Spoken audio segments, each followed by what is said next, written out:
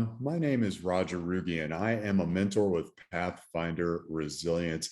And I'm going to build a little bit on this idea of our energy, our electromagnetic field that surrounds the body, and how we can utilize this in a very unique way to actually create physical healing in the body. We can assist whatever else we're working on with nothing more than thought alone and affecting that energetic field of the body.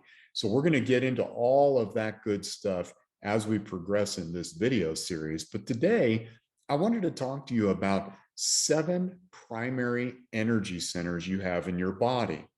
So what is an energy center? Well, an energy center is where a group of neurons bundle together to run organ functions in the body. For example, this is called a plexus, and we're all familiar with the term solar plexus. So in that midpoint in the body, just around the diaphragm area where the rib cage kind of all comes together, we have a bundle of neurons that come together to form a plexus, and that plexus runs the organ function in that area.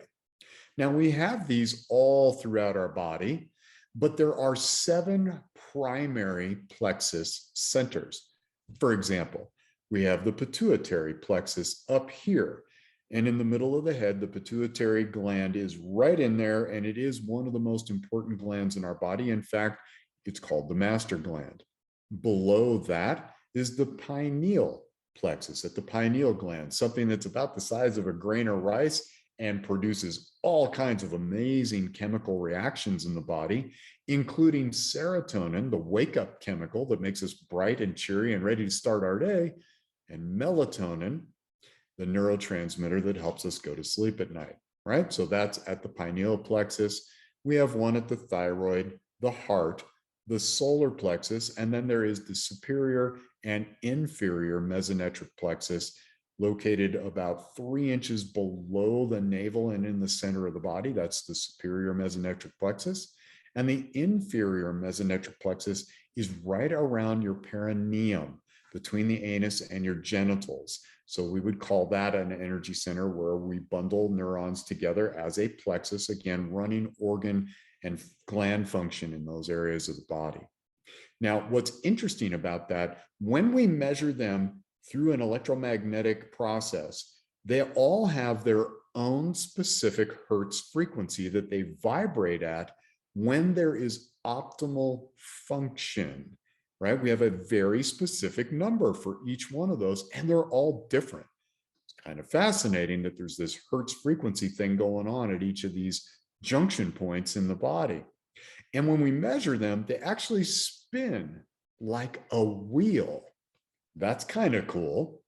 And what's fascinating about this is the Sanskrit word for wheel is chakra. So all this time, many of us thought chakras were just simply something made up by people in the East who do yoga, meditate, rub patchouli oil on their feet and stare at candle flames. Nope, it's science.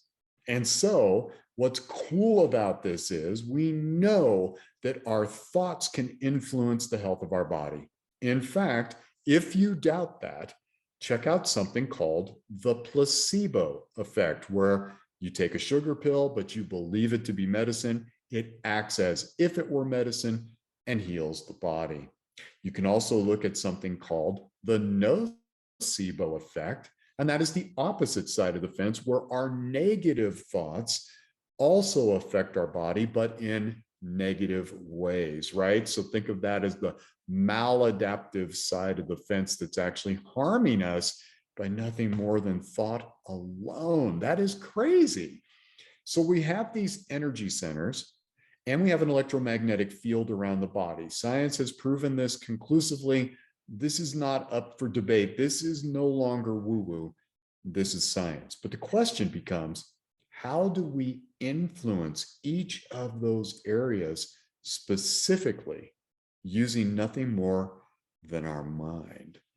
Yep, that's what the next video is going to be about. So I wanted to introduce you to this idea of Chakras, are they even real? Yeah, it turns out they are bundles of neurons that run energy centers in our body that take care of our glands and organs. Amazingly cool.